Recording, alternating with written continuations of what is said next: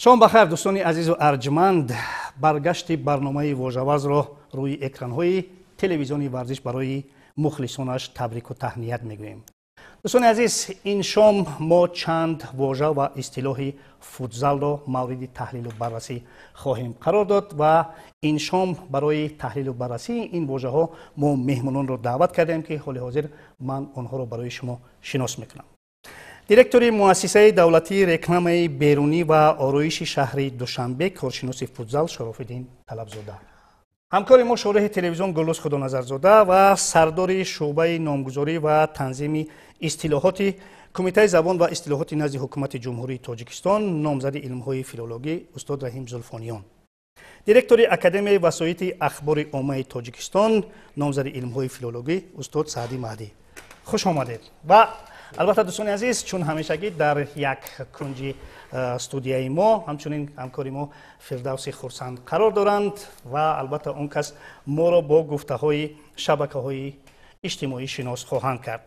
خب، چگونه که گفتیم ما این شام واژه و اصطلاح فوتزال را خواهیم دید و چون انعنه برنامه واژه‌ورز من می‌خواستم که از نامی همین بازی به قولی که شروع کنیم.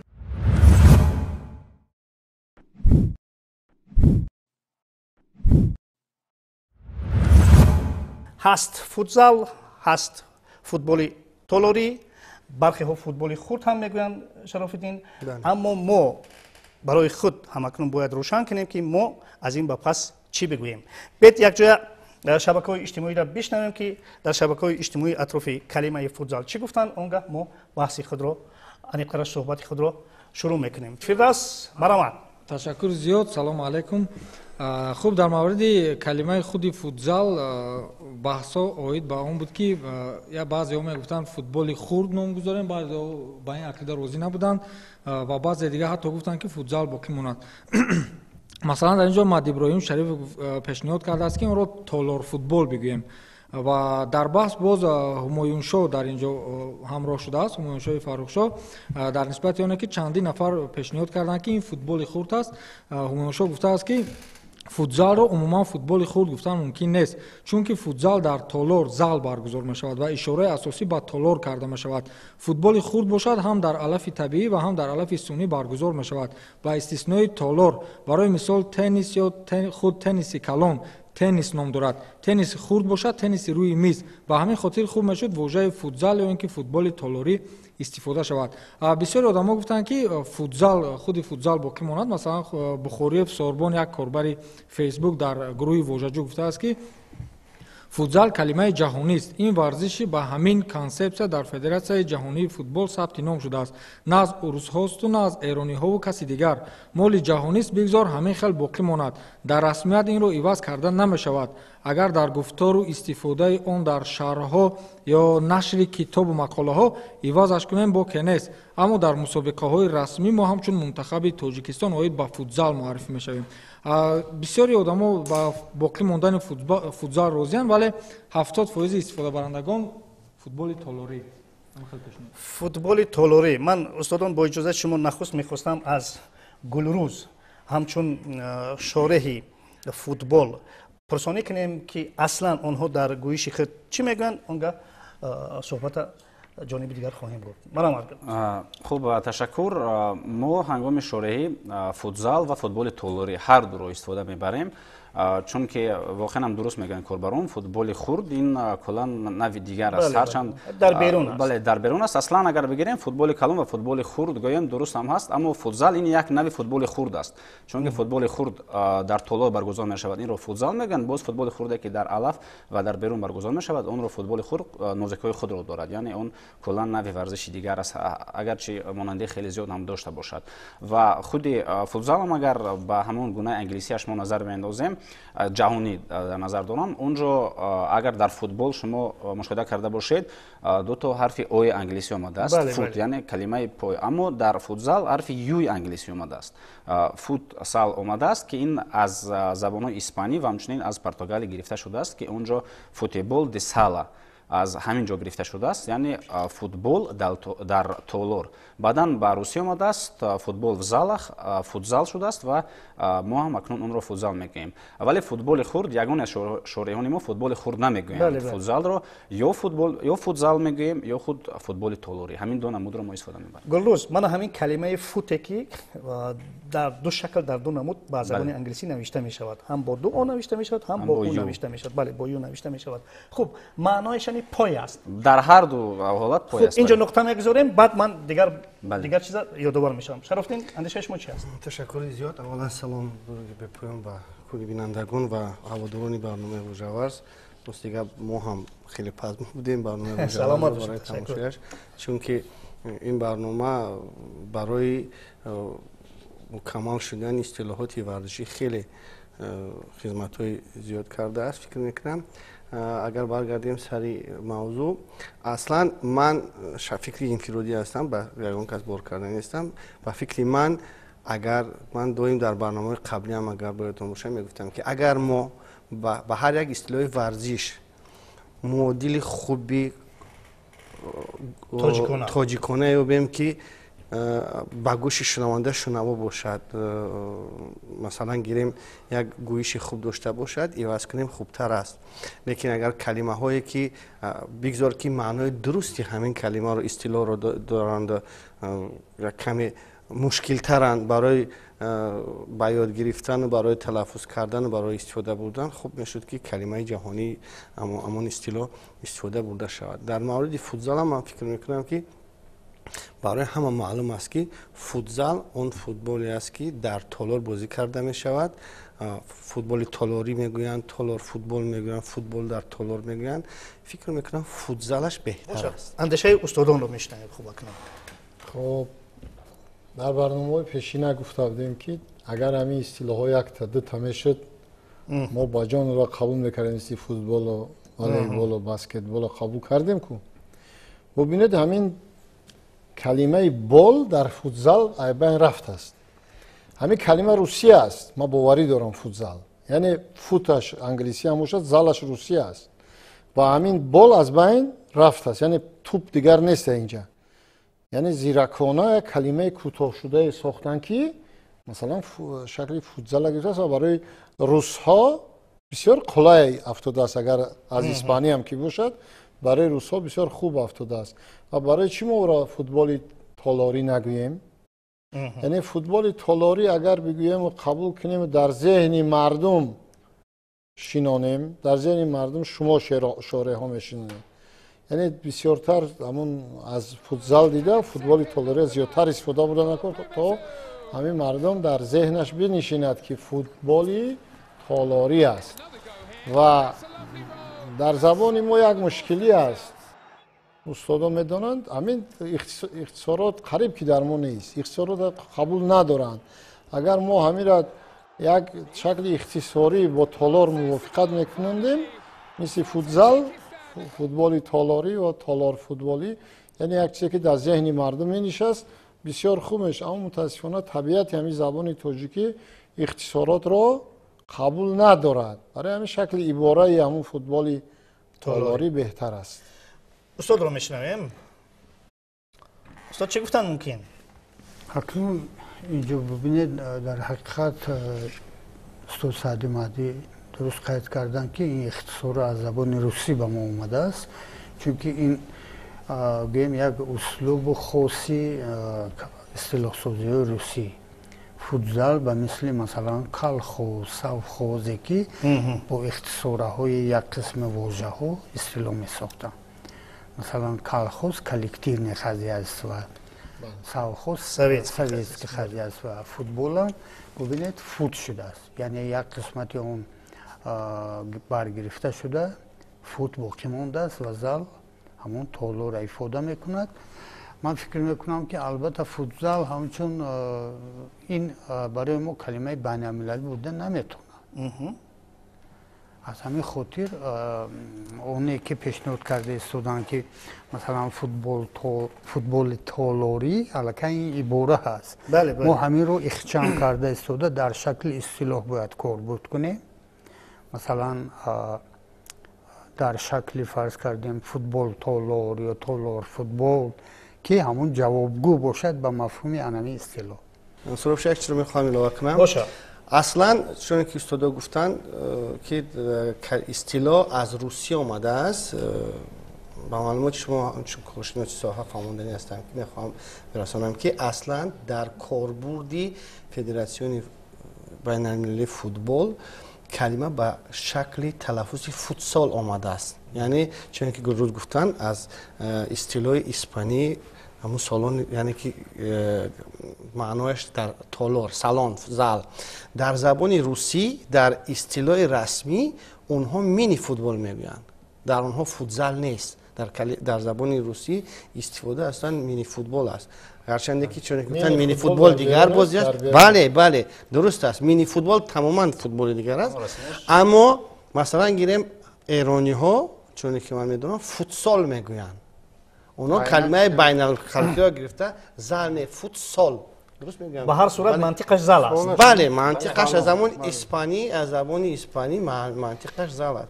اما من فکر میکنم که اگر ما زال گوییم در گویشی ما گرچند که خطا است، درست است که این اصطلاح کلمه از زبان روسی است، زال میگن مردم در گویشی معاشرت بین دیگر کلمه زال رو استفاده میبرند و از این رو فقط همین رو میخوام قید کنم که فوتزال کلمه روسی از روسی آمدگی نیست. همون فوتزال در تلفظ مردم ما که روس‌ها دیگر مثلا گیریم ازبکو روسی وارد شده. بله استاد من در همینجا وقتی که گلروز صحبت کردن من یک چیز پرسیدم و در همونجا نقطه موندم.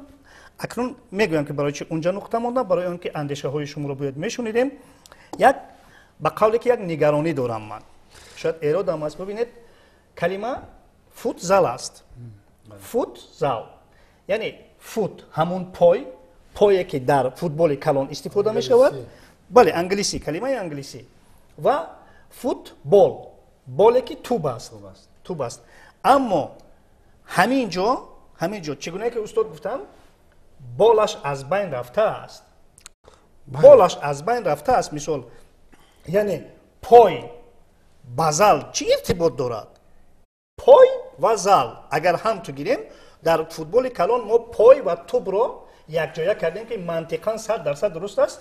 با پای توپ را راندن، بازی کردن منطقاً 100% درست است. اما در اینجا منطق اگر تحقیق کنیم با قول منطق میپرداخیم. برای مثلا گیریم با استادان میگن که ما فوتبال تالاری گوییم، گپ هم سری اون است که این فوتبال نیست. چی است؟ اگر فوتبال نیست چی است؟ اونجا که فوتبال بازی میکنن. فوتبال است. اونجا فوتبال بازی میکنن، فقط در تالار بازی میکنن. همون اختصاره آورده مثال کلخوز، سوخوز، عیناً فوتبال هم همیشه شدگی است. چی در زبان‌های اروپایی چی در زبان روسی این اختصار شدگی است. و مثل کلکتیونی کلخوز. کل بگذار درست متحقیق کردیم. اما با فکر من فکر استاد سعدی مهدی درست است. از کلمه ساختن فوتبال تالار فوتبال فکر میکنم اونقدر گوشنواز نیست. بهترش اگر باشد ما خواهیم که صرف کلمه تاجیکی اصطلاح باید شده فوتبال تالاری، چون که گفتن بله نمودی ورزش است، ورزشی سبک، ورزشی وزنین، تنیسی روی میز یک کلمه نیست اصطلاح عباره است. تنیسی روی میز، گوشتینی یونانی ریمی طرز آزاد. بله گوشتینی طرزی آزاد. به همین خاطر میتونیم بگیم فوتبال تالاری. چرا بهتر از فوتبال تالاری؟ فردوس من به هر صورت میخواستم اندیشه شما رو هم بشنوم. صرف اندیشه انفرادی خودی شما چی است فردوس؟ اکنون برای مردم فوتزال گفتم با فکرم شینم‌تر است. فقط از زبان مردم گپ نزن، اندیشه خودت رو بگو. در اینجا اندیشه ها زیاد دارم. مثلا با چند تا میتونم یعنی که روزی شده تونم. اول اینکه در گویش یا که در گفتار یا که در شعر دادن در تلویزیون بهتر است که فوتبال تالاری استفاده بریم، برای که فوتبال در تالار است، واقعا در تالار صورت میگیرد. وقتی فوتزال گفتیم دیگر ما فوتبال بیرون با یاد ما نمیاد، فقط داخلی تالار. اما در رسمیات این رو ما عوض کردن نمیتونیم که فوتزال است. نه ما میتوانیم، چرا نمیتوانیم؟ من در حضور ما استادان ارجمند کارشناسان نشستن، اینجا نفرانی هستند که اصولا با گویش ها در زبان میتوانند که تغییرات ها وارد کنند. چرا نه؟ حال حاضر اگر در کاربرد رسمی ما میتونیم فوتبال تالاری استفاده بریم. استاد مشکل نداره. درست، لیکن همین من همین خودش فوتزال است.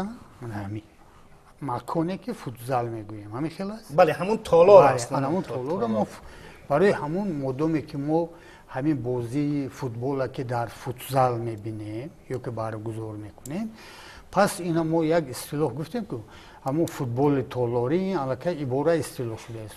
فوتبال تالار یعنی که تالاری که در اونجا فوتبال بازی اگر ما یک کلمه در نظر داشته شود، اگر مشاهده کرده باشید دوستان، در همه زبان‌هایی که همین نوع ورزش رو میگویند، همین کلمه بولش دیگر نیست. یعنی فوتبال تالار فوتبال نیست، فوتزال شده است. همین کلمه بولش دور شده است و یک کلمه کوتاه شده است. اگر ما فوتبال تالار و تالار فوتبال گوییم، فکر دارم همین نوع ورزش رو درست فهمیده نمیتواند. اگر منطقاً من با فکر استاد چرا راضی شدن نمیتوانم؟ با اون خاطره که اینجا گپ سری تالار نمیرود استاد، گپ سری انا همون بازی میرود. بله گپ سری انا همون بازی میره. یعنی فوتبالی که در کجا میگذرد؟ فوتبالی که در بیرون میگذرد، مثلا در آسمان میگذرد، در زمین میگذرد. برای همین این فوتبال در تالار میگذرد. با چی گفته استاد؟ برای همین این فوتبال تالار است.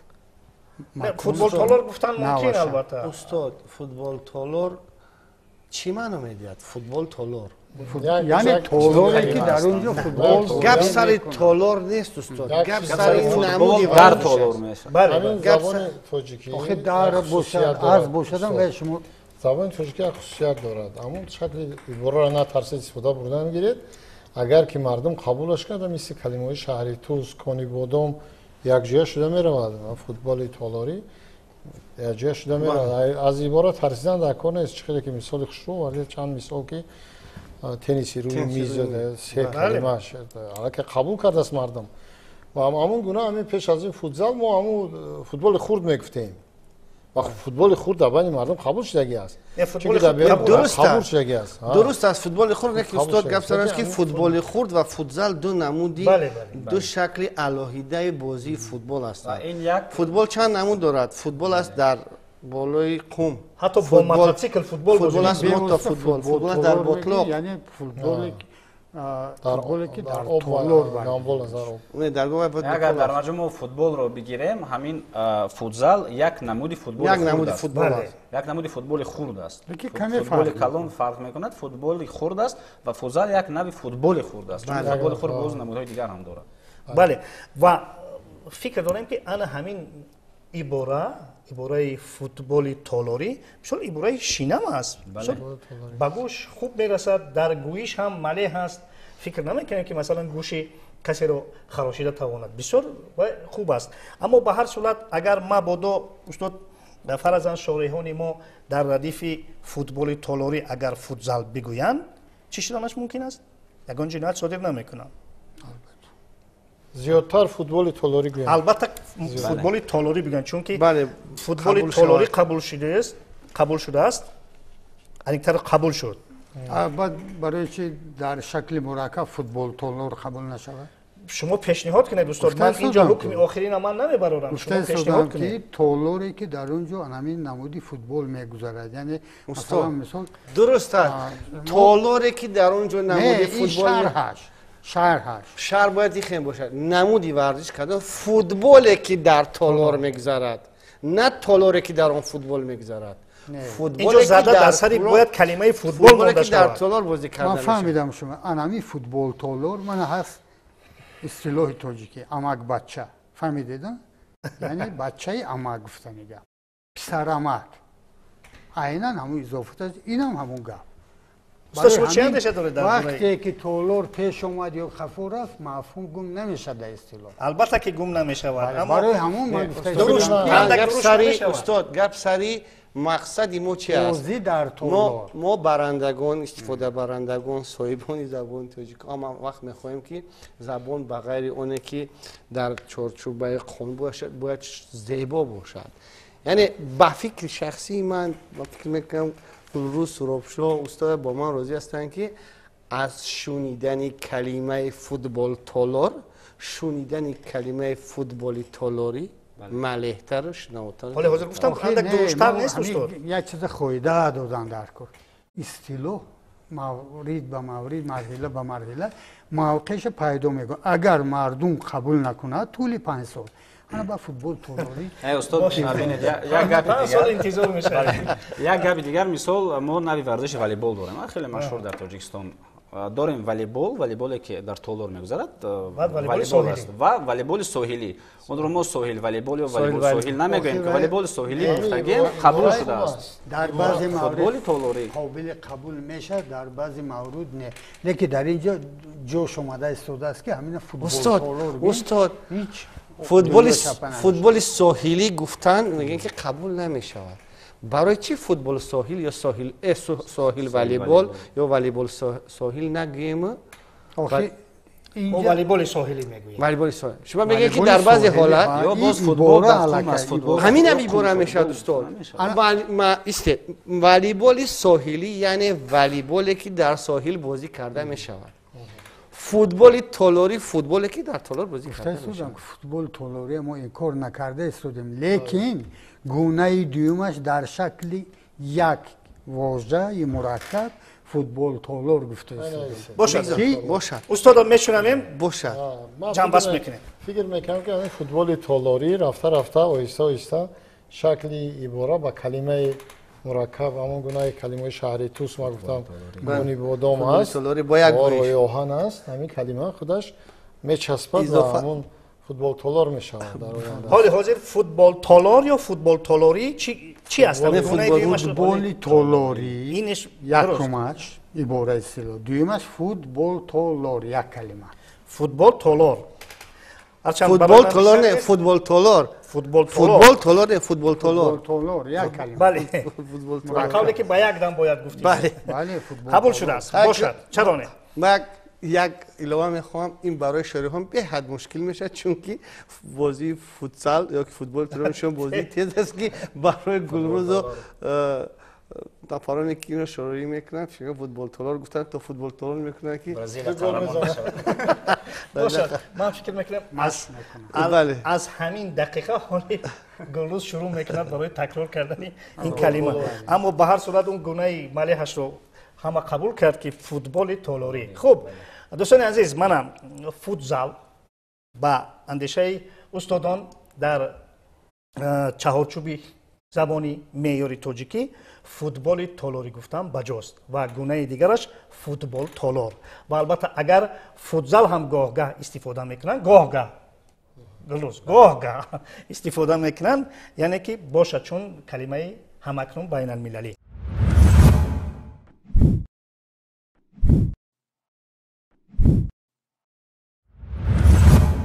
مهمانان عزیز وقتی که چمپیونات جهان اوید با فوتبال تالاری در تاشکند میرفت شارحان ما البته همه این بازی ها رو شرح دادن به زبان نابی تاجیکی و در همین جا برخی از کلمه و عباره ها رو استفاده کردن که برخی از کارشناسان با آن نظرند که همین کلمه ها چندان بجا نیستند و من میخواهم که ما همین کلمه ها رو در همین جا مورد حال حاضر تحلیل قرار بدهیم و کلمه اول همین کلمه ملی پوشان است. من حال حاضر هم برای بیننده ها شرح میدهم که چرا شارحان ما همین ملی پوش گفتند و ملی پوشان ما گفتند. هدف چی است؟ یعنی وقتی که فوتبال بازان ما پیراهن منتخب ملی رو ببر میکنن در همین ردیف به همین مناسبت به همین خاطر و از همین زاویه شارحان ما آنها رو ملی پوش گفتند. اکنون تا کدام اندازه همین کلمه منسوب است به همین حالت به همین بازیگران منتخبی ما درست است یا نه قضاوت شما راست. استادان این مراتب میخواستیم که از شما شروع کنیم. سلامت باشید. این کلمه نو است. کلمه نو است و فوتزال هم بازی نو است و در مورد ملی پوشان من را سیگاب همون فوتبال بازان قبول دارم دسته فوتبال بازانی تاجیکستان و ملی پوشان هیچ با چی من موافق نآمده ایستاده است که همین برای چی ملی پوشان لباسی که ملی است او را بر میکنن یا که لباس اطلس او را بر میکنن ملی پوش گفته یا که دسته ملی است برای همین ملی پوشان من کو شرح دادم که فقط از همین ملی است برای همین ملی هیچ در ذهن من همین قبول نشده ایستاده خیلی استاد باشردیان من فکر کنم در همین فوتبال بازانی دسته تاجیکستان گفتن در البته در این ردیف همین خیلی میگویند که مثلا فوتبال بازان منتخب تاجیکستان بازیگران منتخب تاجیکستان دسته منتخب تیم منتخب هرچند که تیمشان چندان قابل قبول نیست از نگاه استاد یک چین هم میگویم اما گپ سر چی گپ سر اینکه همین کلمه و همین واژه ملی پوش یا ملی پوشان همکنون به گویش شارحان ما وارد شده و چندی از کارشناسان ابراز نظر کردند که همین چیز نادرست است خطا است خب با همین خاطر ما همین کلمه را مورد نظر مورد تحلیل شما قرار داده ایستادیم که شما چی اندیشه می‌کنید واقعا درست کار کردید من اول یک سوال دارم که همین شارح‌های شما اینقدر کتابخوان و اینقدر زباندان باشن هم برای چی از پیش خود یک اصطلاحی فچ ساخته به منطقه ساخته به موافقه گویم مقامات داخلدار به موافقه کمیسیون خودی شبکه تلویزیون یا کمیته تلویزیون همه و اصطلاح‌های گویم مخلوط و ویرانه پهن میکنن این علاقه این اراده شما نه بله این در تکرارش چنین حالت ها مجازات پیش بینی می شود این یک دوم این که حق و حقوق ندارن به موافقه وای کنن خب اینا فهمیدیم گوش کنید و خیلی ملی پوشون خیلی ما داریم کلمه های کفن پوش یک فلان پوش بسمدان شد این عموما به اون مفهومی که شما میخواهند منتخب ملی تاجیکستان رو معرفی کنند بله این تماما در چارچوبه همین افکار و همین مفکوره درست نمیگیرد ملی پوشون ما داریم اصطلاحایی که اگر ما ملی گفته جامعه یا که پوشاک رو در نظر داشته باشیم ما جامعه سفیدان داشتیم برای مثال بعد چکن پوشان بله این برای همین این قابل قبول نیست خلاصه قابل قبول نیست و منطق نداره برای همون اینا مادامی که گویم منتخب ملی به نظر است همون منتخب ملی بهترین کلمه یا که یکچین دسته یکچینی ملی تاجیکستان اینها را میگوین اینها را البته میگن لیکن دیگر این کلمه باید تکرار نشه ما هم یک فکر ما بگم بعد ما این روز فکر رو میخوام گیم بعد گلروز هم مجازات کنیم برای ملی گلروز بعد گیرد کس که جا پیدا شده این کلمه رو نه تنها در فوتبال در تمام نمادهای ورزش شارحان ایرانی استفاده میبرند ملی پوشان سر لباسی ملی اگر سخن رود در لباس های ورزشگران ایمان در نه تنها در فوتبال زیادتا خاصتا هنگامی اشتراک دسته المپی مملکت کوشش میکنیم که در لباس های ورزشی اتریبوتیکای ملی باشد اما من با فکر استادان 100% روزیم این معنی را ندارد که ما میگیم ملی پوش در لباس ورزشی ورزشگر برای نشانه معرفی کننده ملت نه در لباسایی که در میدان میبرامدن لباسایی رسمی که میبرامدن برای یک مراتب لباسای رسمی که در گزارش رسمی گذاشت در رسمی افتتاح رسمی پوشیده شهی مسابقات کلان در لباسای ورزشی بله هم رو در نظر دارم در لباسای ورزشی نشانه های ملی بودن حتی همون بله بغیر اتریبوت که پرچم حتی اتریبوتی که چکم بود و یادم است کدام المپیاد بود در خاطرم پر نیست اما ملی پوش گفتن این معادل دسته یکچین یا که دسته ملی منتخب شده نمیتونه باشد. برای استفاده ملی پوش من جواب خودم بله بله من از گلوس خواهش میکنم. اولا درست گفتند اینجا این کلمه رو ما از شورایان ایرانی گرفتیم واقعا هم و چرا ما ملی پوشان رو قبول کردیم و چرا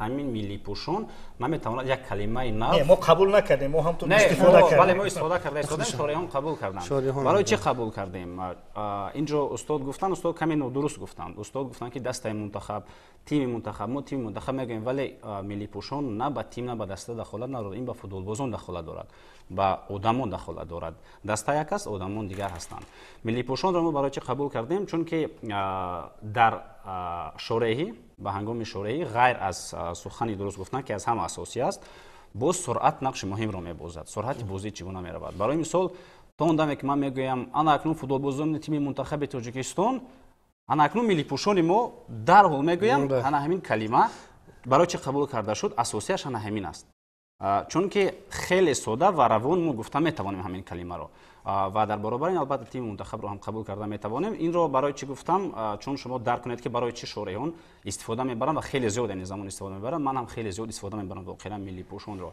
بعداً سوال من همین است که ما چرا نمیتوانیم همین کلمه رو همچون کلمه زبان تکمیل میبرد زبان پیش میرود زبان روش میکند چرا مثال تالور فوتبال رو در 5 سال آدمان قبول کنند آهسته آهسته و ملی پوشان رو برای مثال قبول نکنند در حالی که عین زمان الکی ملی پوشان قسم بیشتری مخلصانی که ما رو تماشا میکنند الکی قبول کردن چرا استاد ملی پوشان رو واقعا چرا از فوتبال تالور ملی پوشان بهتر است چرا قبول نکنند ملی پوشان بهتر است تو با کی موافقه کردی با کدام اکادمیک با کدام مقامات داخلی استاد این یک حالا بنابر این یک دوم اینکه مادامی که ملی پوش در میدان بازی نمیکند خیلی درست میکنند نه ملی پوش برای چه منتخب ملی گویی اگه نمیتونستی تو ملی پوش گفتم یک کلمه منتخب دسته است ملی پوش آدم است آخه آدم ملی آدم باشدم اونجا یک آدم بازی نمیکنه در میدان ملی پوشان یک دسته چند کس چند نفر باشد چند نفر هستن اونها همون بازیگران گونه باشه استاد یک فوتبال بازون بعداً تنها یک چیز دیگر در تقویت سخنهای گفتی در تقویت سخنهای گلروز من همچون سفید کننده گلروز میخوام اندیشه رو دیگر کردی نه اندیشه رو دیگر نکردم مقصد دیگر است یک گپی درست گفتن که ما در هنگام شورایی بغیر از درست گفتن کلمه ها باز سرعت هم رول میبازد یک مسئله دیگر رو گلروز نگفتن ما همچون بیننده و شنونده همون تماشای بازی طریق تلویزیون تماشای دل خوب بازی از مهارت اشاره سخت وابستگی دارد یعنی هواداری کردن دسته این مسئله بحث است برای همین هم اون شارخانی بزرگ که مثلا گیریم در نامدار بودن حتی در همون نیکلای اوزیرو کوته مخارادزه مثلا نازلو لطیپوف اینا اصطلاحاتی داشتن که ممکن است درست است که با قوانین تعیین شده زبان درست نبود اما بعضی کلمه ها را استفاده می بردن که این جذابیت انمو رفتی بازی رو در طریق تلویزیون برای بیننده و شنونده بسیار تامین میکرد و بیننده زیاد میشد این یک گرچه که ناعیان هم باشه خدمت خیلی خوب است برای آموی گرداندن هر نمودی ورزش لیکن استفاده ملی کلمه ملی پوش من فکر میکنم در همین ردیف اونقدر درست نمی آید منطق نداره کجای ملی منطق تو گلوزا میشنن میخوام منطق خود را فهمم شاید بسیار منطق خود را هم درک نکردن نگاه کنید ما بله لباس ملی گفته اطلس و ادرس و شیرازی و دیگر و چکن در نظر داشته می شود بله این درست است ولی فوتبالبازان تیم ملی چی می پوشند انا همون لباسایی که به بر میکنند لباس تیم ملی میگویم درست است اونها رو ما لباس پوشان میگویم این عموما دغل می شود لباس ملی پوشان هم گفته نمی شود ملی پوشان به همین خاطر گفتیم که این مفهوم همون رو میفهماند که همین بازیگران لباسای تیم ملی رو به بر کردند لباس تیم ملی در نظر داشته می شود لباسای دسته ملی رو به بر کردند یعنی اینجا لباس چکن و اطلس و ادرس در نظر داشته نمی شود همه میفهمد برای همه فهماست که برای چی ملی پوش میگویم مفهوم اونم منطق اونم با فهم است. ملی درست اومدن یک چیز دیگر رو میخوام تنها بگویم، همین کلمه رو ما تنها نسبت فوتبالبازان تاجیکستان میگوییم. برای مثال تاجیکستان با قرقیزستان بازی کند ملی پوشان قرقیزستان نمیگوییم، فقط نسبت به تیم ملی تاجیکستان ما ملت خودمون رو در نظر داریم. منطق شما درست است، اما اونها نماینده ملت ما هستند که میبرند. بهترین سخن استاد مهدی سعدی مهدی گفتن که همین کلمه ملی با پوشیدن کلمه ساخته نمیشه. یعنی همین کلمه خودشان اسلوبا خطا است. ملی پوش من فهمیدم درست است که همون ملی پوشانی ما که میگیم که دستای فوتبالی ما بسکتبال باشد والیبال باشد اصلا در تمام حالتها کوشش میکنن. کوشش نه، این حتی که حتمی است، نشانه های رنگ های پرچم ما هست، سرخ، سفید، سبز هست. یعنی همون لباس یک نمونه خاص به ملت دولت ما دارد، لیکن عموما همین کلمه ملی پوش خودش منطقا اینجا گپ سر میرود که فقط کلمه ملی فقط سر کلمه ملی نمیرود. این همون فوتبال دسال است که فوتزال شده است. مثال یعنی اینجا هم چند کلمه آمده ملی پوش شده است. درست است. گروز فوتزال چه گفتیم فوتبال فوتزال درست است، لیکن در ساختن کلمه ما در زبان ما انمی کلمه ملی و پوشیدن اینجا اگر شکل فرنج گم لباس ملی پوشان، اما ما ملی پوشان میگیم. برای لباس ملی پوشان بله درست نمیگه. باشه قبول است. منتخب ملی است. بله. و شرط نه. لباس ملی نمیپوشن. و بگذار جامعه زرین پوشد. لیکن وای اكو شرط است که جامعه زرین پوش یا ملی پوش گفته فوتبالبازان منتخب رو ما در نظر داریم. گپ سر یک لباس نمیره. اینجا مفهوم خیلی وسیع است. من یک پیشنهاد دارم. دستای مو یا کچنای منتخبی مو گفتم این نه شما فقط به لباس زمان دیخداده استاد. این مسئله خیلی وسیع است. شما ملی پوش کرده. یک پیشنهاد دارم. یک پیشنهاد عادی، این در چهارچوب قانون است، این در چهارچوب به قول زبان یافتن ما و شما است. وقتی که من و شما دو نفر سه نفر دانشمند رو، واقعا اینها نفری هستند که از زبان خوب آگاهی دارند، یعنی معتقد کردن نمیتونیم در بیرونی اکران‌های تلویزیونی ورزش هزاران نفر دیگر هستند که به اندیشه امینها معتقدند که همین ملی پوشان یعنی نادرست است. پس ما و شما هم باید سر همین اندیشه معتقد شویم که مشکل ندارد، ما جنایت نکردیم، اشتباهی سخت نکردیم. مثال از لفظ شارحانی همتایان خود از ایران گرفتیم، استفاده کردیم. پس اگر نادرست است مثلا نادرست نه، پس اگر قابل قبول نیست، قابل قبول نیست.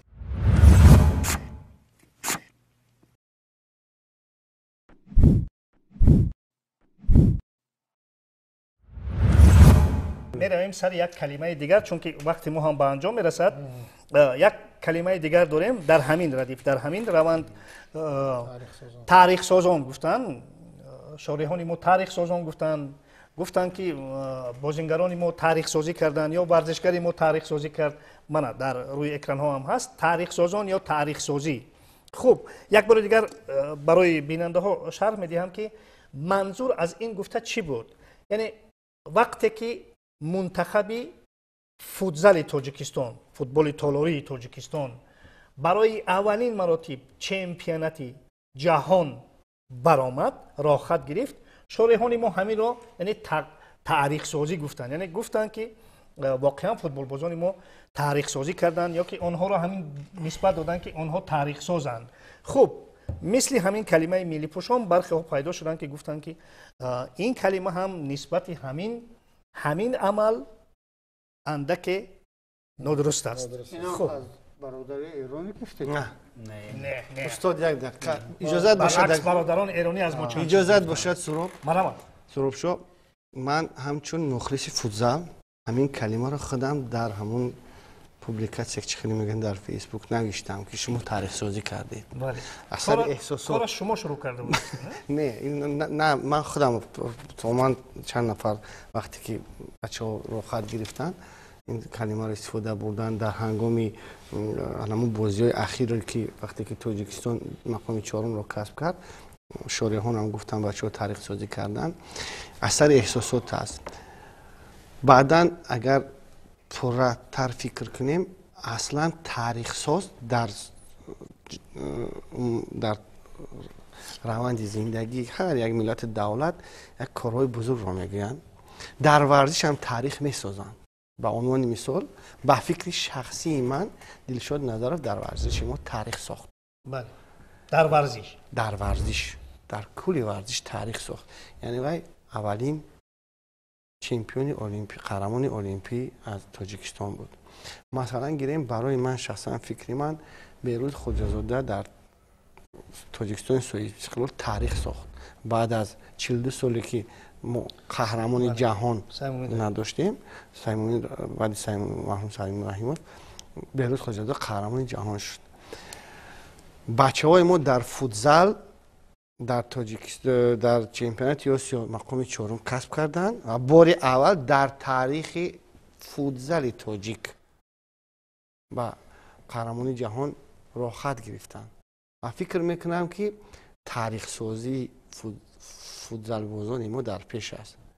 حداقل بعد این دستور حداقل اگر ما چمپیون آسیا شویم، من اگر تمام کارمندان کمیته زبان اصلاحات حکومت جمهوری تاجیکستان میگن که این کلمه درست میگن، این بچه‌ها تاریخ سازی کردن. پشتون ما تاریخ سازی کردن. خوب. بچه‌ها تاریخ سازی کردن. خوب. برای همین استفاده این فکر میکنم تاریخ سازی در همین حالت سر احساسات ما گفتیم اما درست است. فکر شخصی من درست است. اول اون که همین کلمه رو تاریخ سازون رو نه تنها شورایان بسیاری از روزنامه‌نگاران استفاده بردن. من در جمهوریت دیدم، در فرج دیدم ادامه تاریخ سازی کردن در همه جا اصلا بود. نه تنها شورایان یعنی این رو استفاده میکنند و بعداً مثال‌های خیلی خوب اینجا آورده شدن. برای مثال در زمان خود در همون وقت و زمان خود سید مومن رحیمov برای آیندگان تاریخ ساخت. در همون وقت خود این زمان برای مثال همون تاریخ است و همون تاریخ رو ساخت. این زمان ما میگیم که تاریخ سازی کرد. بازیگران تیم منتخب ما اولین مرتبه برآمدند به جام جهان، تاریخ رو ساختند. بعد از 15-20 سال همین تاریخ می شود و همین تاریخ رو در حال حاضر اونها ساختند. ما همین کلمه رو استفاده می بردیم و بسیاری ها قبول کردند. باز بسیاری بودند که قبول نکردند، ولی به هر صورت ما از ایرانی ها نگرفتیم. این تاریخ سازی کردن از همون گویم که دوران مکتب میانه تاریخ سازی کرد، تاریخ رو ساخت. بله، یعنی خیلی زیاد استفاده میشد و گویم که در معنی سر ما مونده است. ما اون رو استفاده میکردیم با یک کاری بزرگ نسبت. چرا نه؟ خب چی تاریخ چی است؟ تاریخ همون واقعه بسیار مهم است. فرض کردیم که من در اکادمیا هفته گذشته روزی زبان را قید کردم همراهی استادا و چیا. اینجا ما تاریخ سازی نکردم. این تاریخ های 5 اکتبر سال 2009 ساختن. قانون درباره زبان دولتی را قبول کردن، همون تاریخ می شود. دیگه این چورابینیایی که ما و کمیته زبان میکنیم او تاریخ سازی نیست. یعنی تاریخ همون چیزی است که بسیار واقعی مهم است و اولین بار است. اولین بار که شود تاریخ می شود. بله، به همین خاطر من همین روی راست میگم، همین کلمه تاریخ سازی طرفدارم.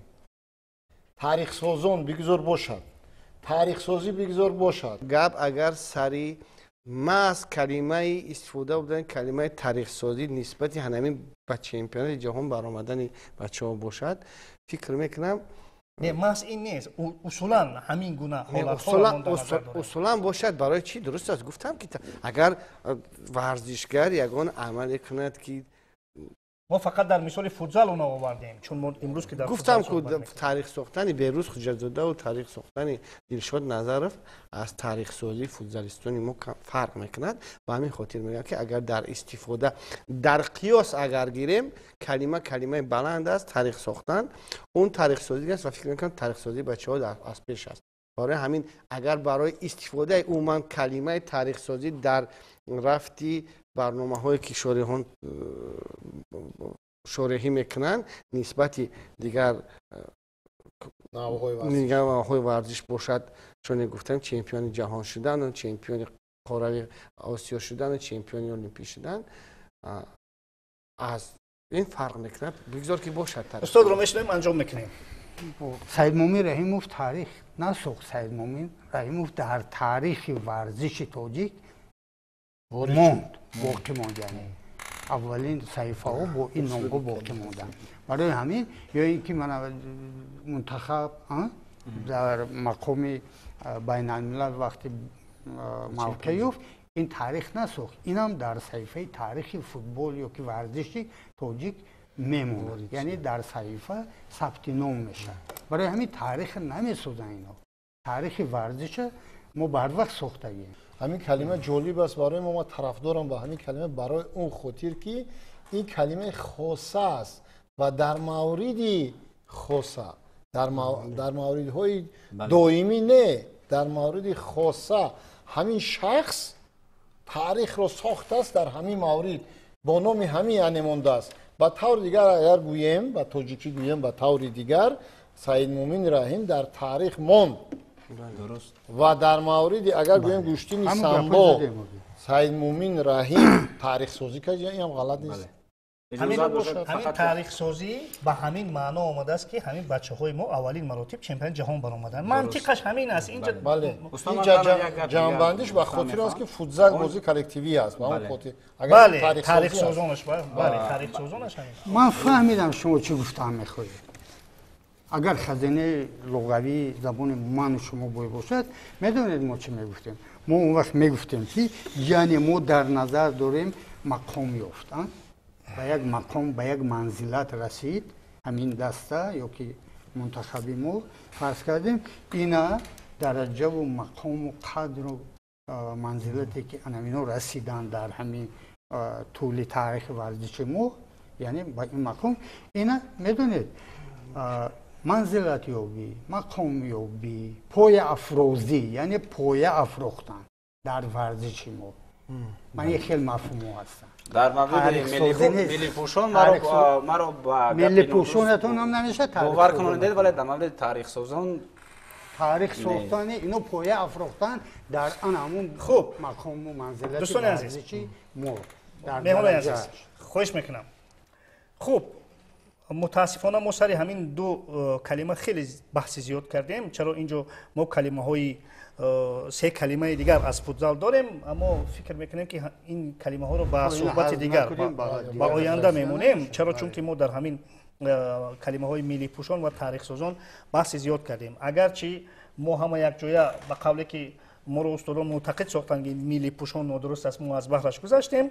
اما من هم اندیشه دارم که کلمه تاریخ سازی یا تاریخ سازان این اندیشه صرف انفرادی من است.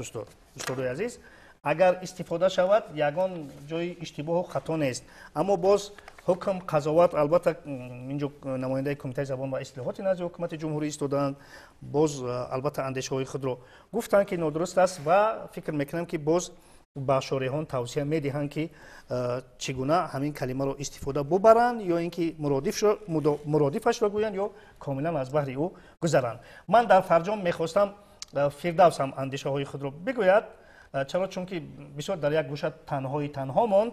فردوس کوتاه.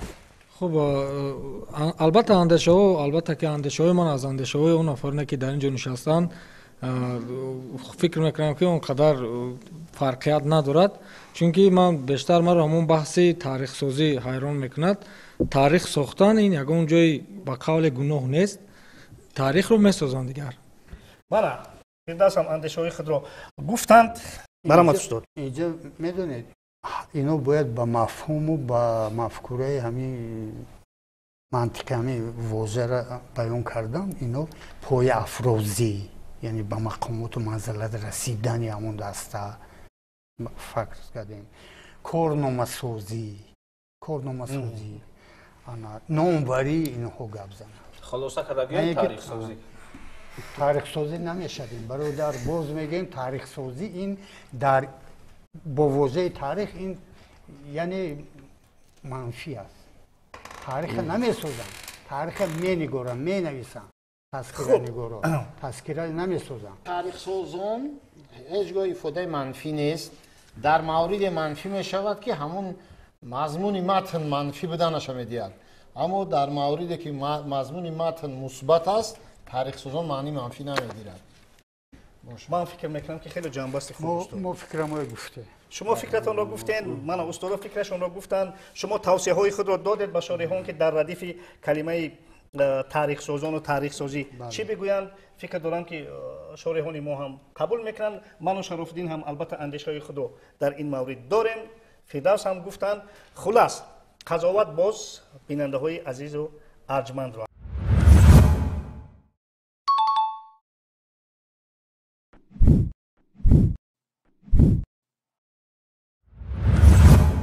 خب دوستان عزیز، در برنامه‌های دیگری واژه‌ورز البته ما واژه و اصطلاح فوتزال را، فوتبال تالاری را البته مورد تحلیل و بررسی قرار خواهیم داد. اینجا باشد برنامه ما به انجام میرسد. خیر.